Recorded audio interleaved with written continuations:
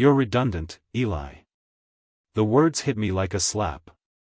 I sat in Vanessa's glass office, watching her smirk as she tossed a severance envelope across her desk. No warning. No gratitude for 7 years building her department. Business is evolving, she continued, leaning back in her chair. We need innovators, not maintenance men. Maintenance men. That's what she called me after I'd saved her company millions in supply chain optimization. After I'd worked weekends fixing her mistakes while she took credit in meetings. After I'd turned her chaotic logistics department into the most efficient operation the company had seen. I stared at the envelope. Inside was probably some standard severance package and a legal document telling me to stay quiet. I looked up at Vanessa's cold smile and designer suit. I understand, I said quietly, picking up the envelope.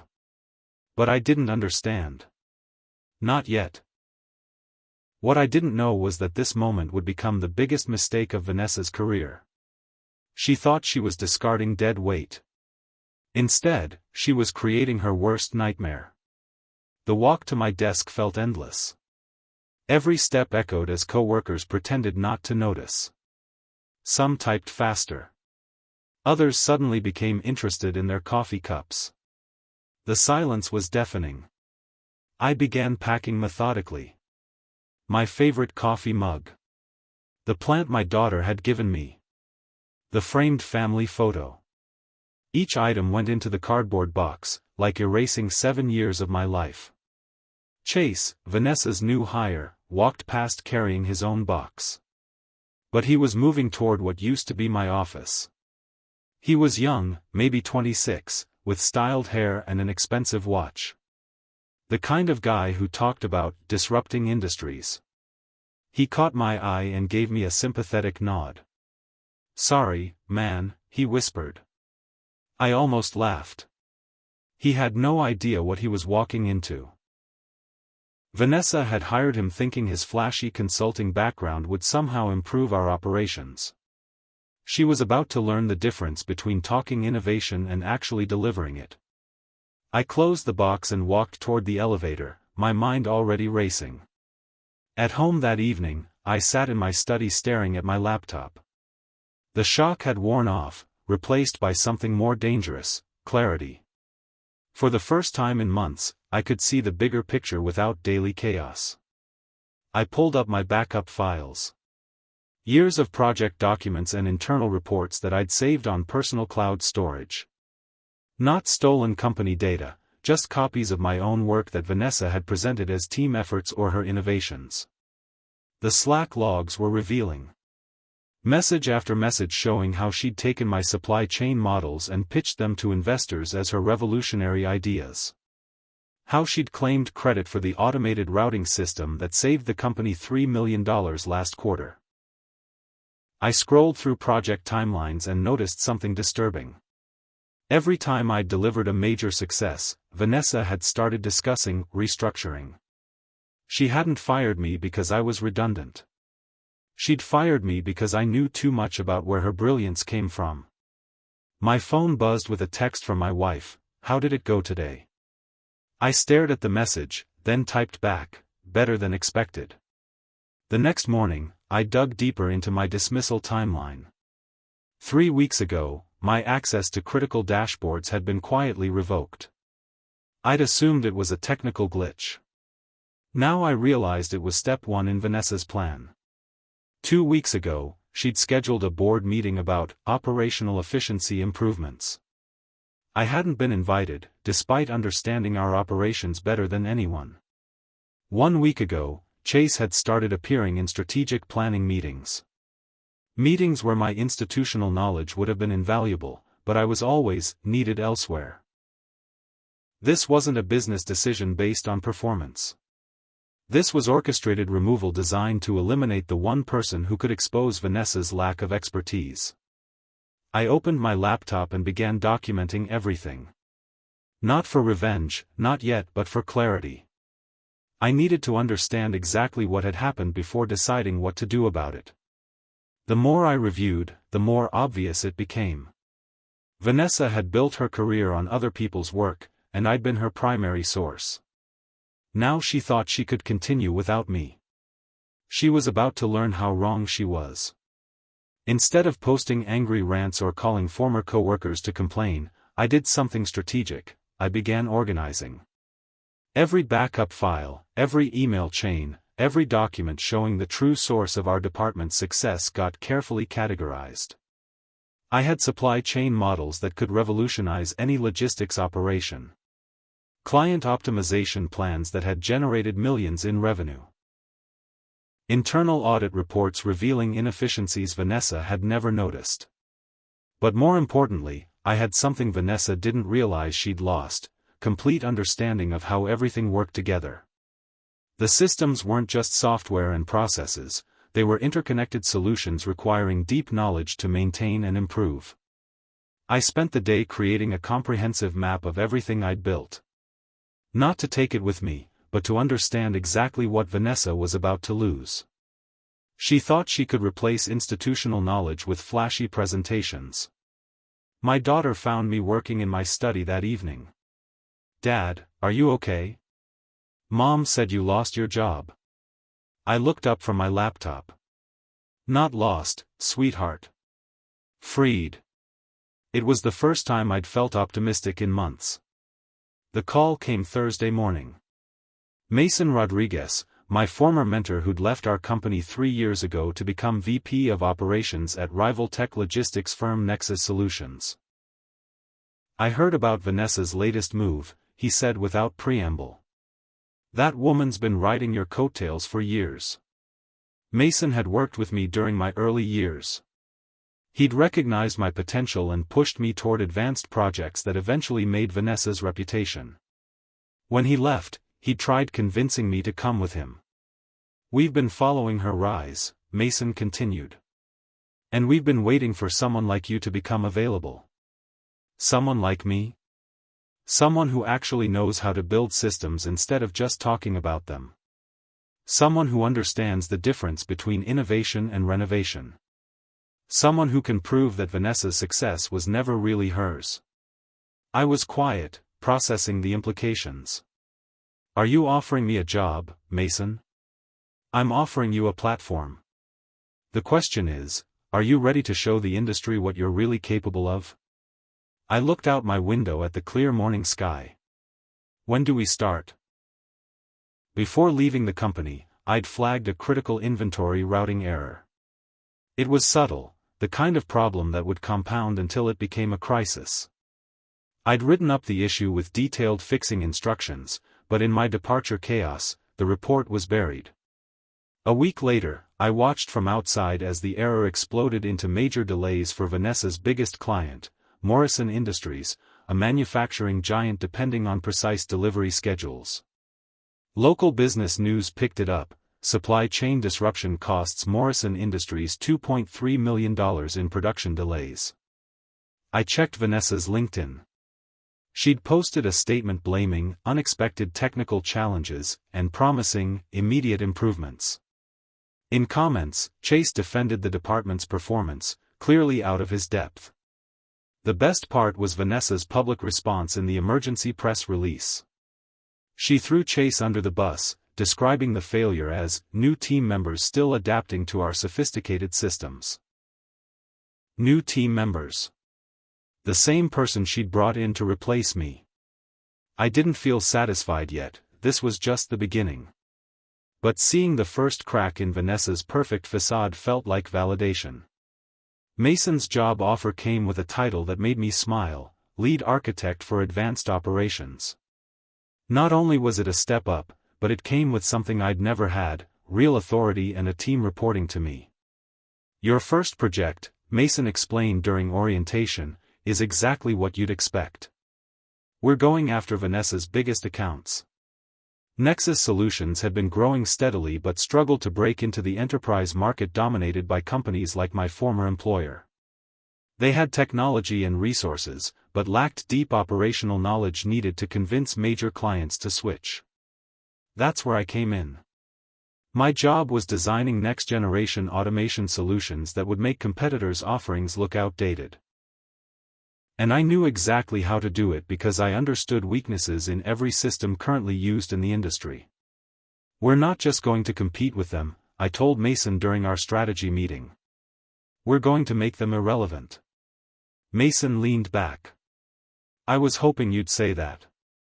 Within my first week, I'd identified 3 major clients experiencing problems I'd spent years solving. Problems Vanessa's team was struggling to address without me. The first domino fell faster than expected. Hartwell Logistics, one of Vanessa's top accounts, had been struggling with routing inefficiencies that had caused the Morrison disaster. I designed a presentation showing how our automated optimization system could solve their problems in real time. Not promises or projections, actual working solutions demonstrated live during our pitch. The Hartwell executives were impressed, but what sealed the deal was something unplanned. During Q&A, their operations director mentioned ongoing issues with their current providers, recent instability. I didn't have to guess what that meant. Vanessa's department was falling apart without my institutional knowledge. 3 days later, Hartwell signed with Nexus Solutions. The contract was worth $4.2 million annually, money that had been going to Vanessa's budget and performance bonuses. I didn't celebrate publicly or post on social media. Instead, I quietly watched as my former company's stock dropped 3% when the news broke. In business press coverage, Vanessa was quoted saying the loss was due to aggressive pricing by competitors. Young, innovative team. I almost laughed. Chase was probably scrambling to understand systems he'd never seen before. The best part was that Vanessa still didn't know it was me. The Regional Logistics Summit was the industry's biggest annual event. I'd attended 5 straight years as Vanessa's unnamed deputy, watching her give presentations based on my work while I managed operations from the background. This year was different. I was attending as Nexus Solutions lead architect, and Mason had secured us the headline speaking slot, the same slot Vanessa's company had held for 3 years. I watched from the audience as Vanessa mingled during networking. She was in full performance mode, talking about cutting-edge innovations and revolutionary efficiency improvements. At one point, I heard her making snide remarks about former employees. Sometimes you have to cut dead weight, she said, gesturing with her champagne glass. These older analysts get comfortable, stop innovating. Dead weight. Older analyst. I was 38 and had designed systems generating millions in value, but to Vanessa, I was outdated maintenance. She still hadn't noticed me in the crowd. I was scheduled to speak in 20 minutes, and she was planning to attend. I checked my presentation one final time.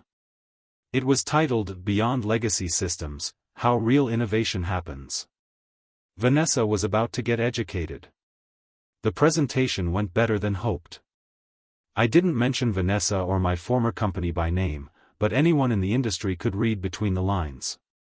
I presented data showing how budget cuts in operations led to massive service failures, using publicly available information.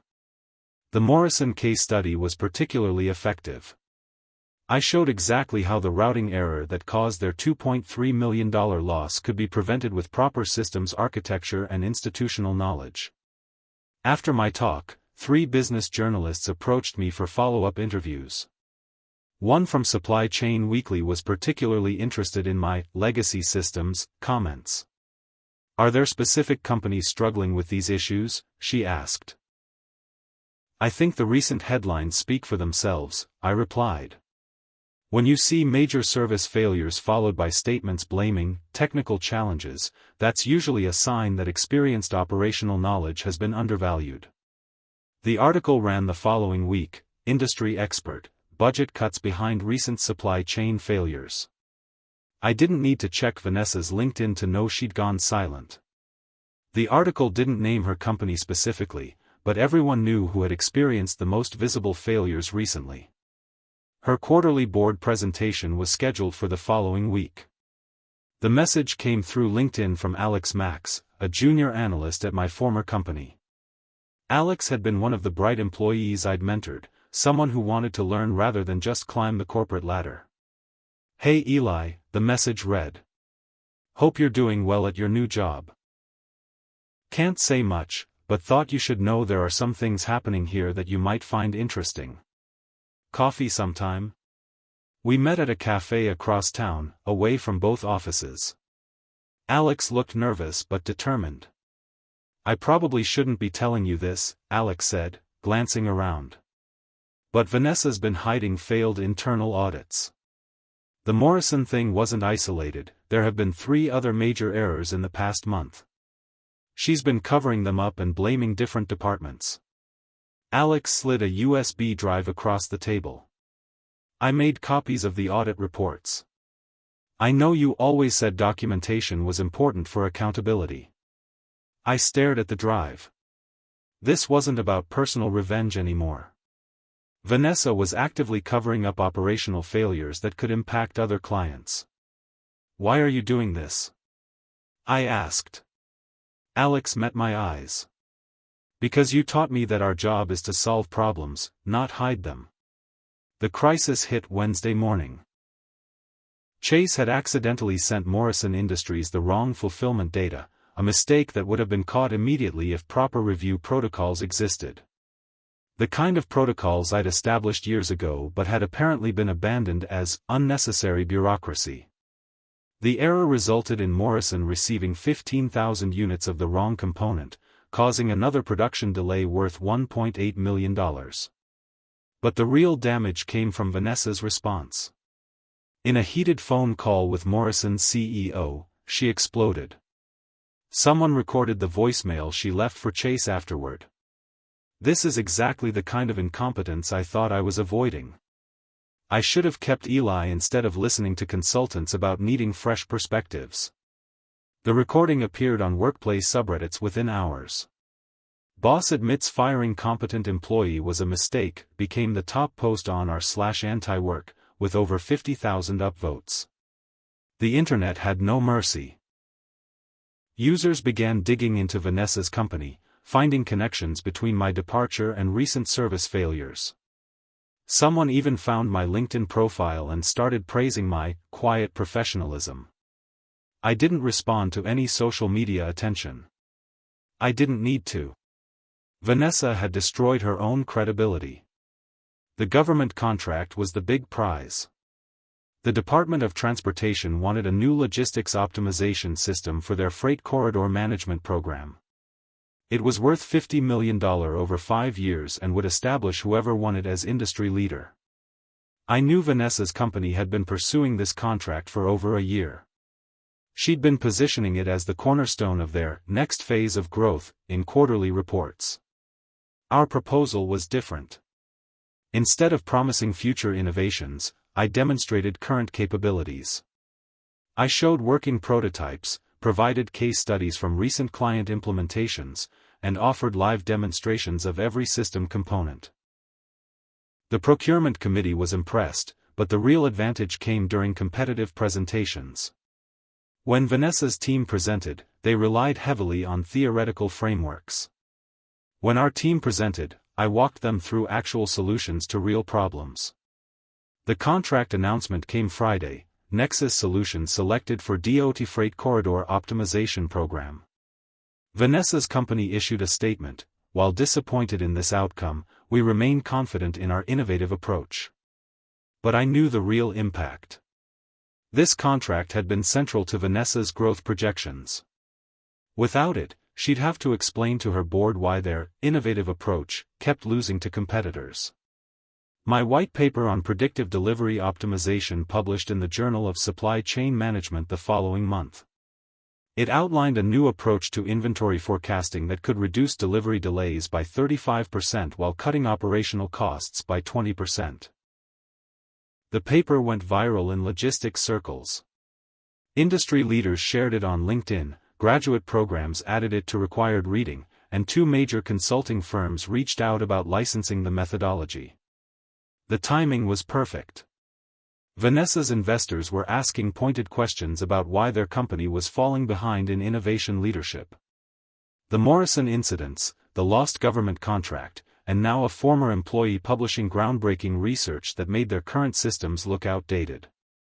At the quarterly investors meeting, someone asked directly, "Why did we let Eli Grant leave? His new work suggests we may have made a significant strategic error."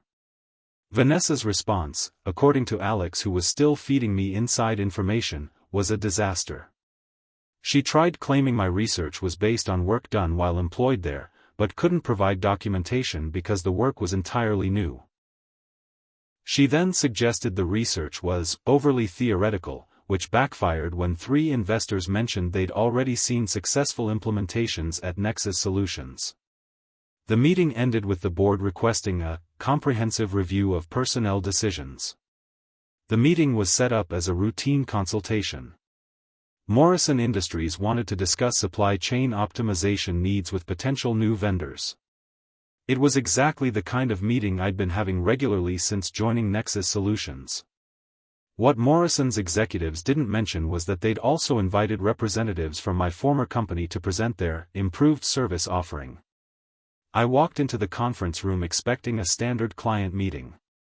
Instead, I found Vanessa sitting at the opposite end of the table, her face frozen in shock as she realized who Morrison's potential new partner was. "I believe you two know each other," Morrison's CEO said with a slight smile. "A mess. Harrison, meet Eli Grant from Nexus Solutions."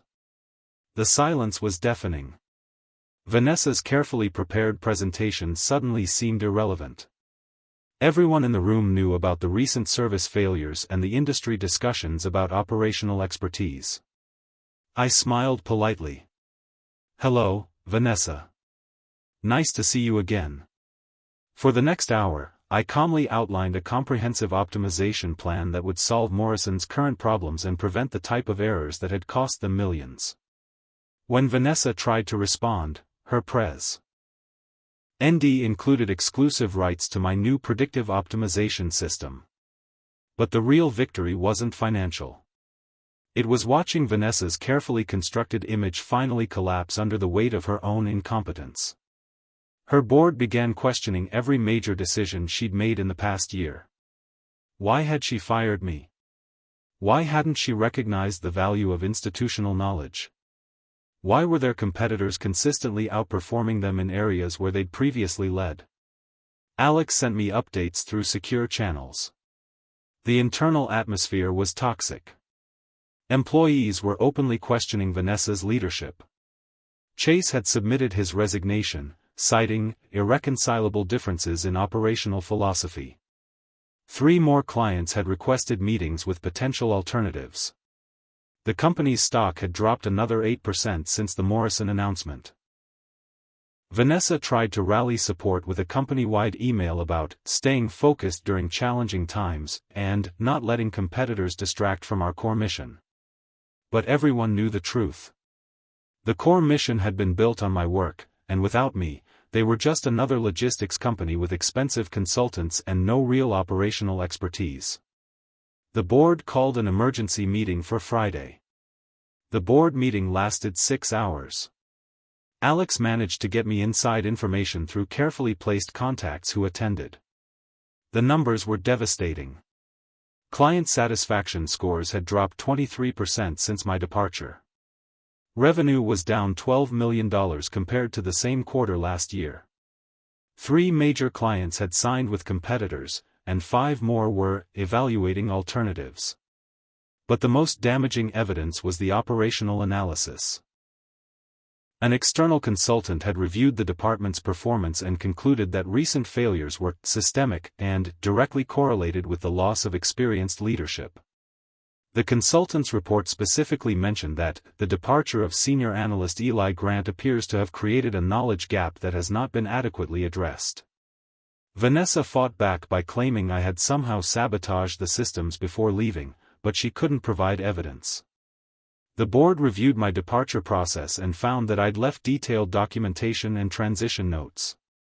Chase's resignation had been the final straw. His exit interview revealed that he'd been hired to modernize outdated processes, without being given adequate training on what those processes actually did. The board voted to place Vanessa on administrative leave pending a comprehensive review of leadership effectiveness. Her nameplate was removed the next morning. The email arrived Tuesday morning. Just one line: I underestimated you. It was from Vanessa's personal account, not her company email. She'd probably been locked out of corporate systems as part of her administrative leave. I stared at the message for a long time. 7 years of watching her take credit for my work.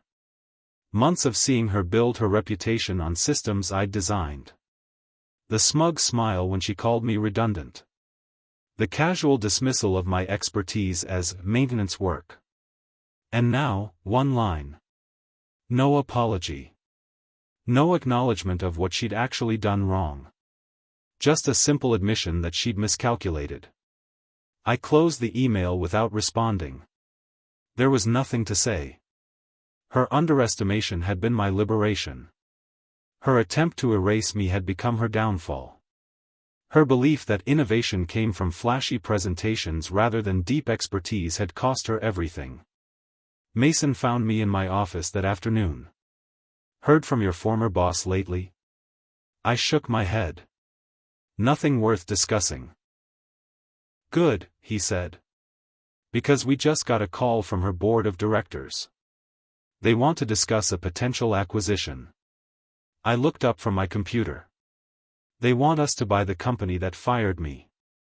The acquisition talks began the following month.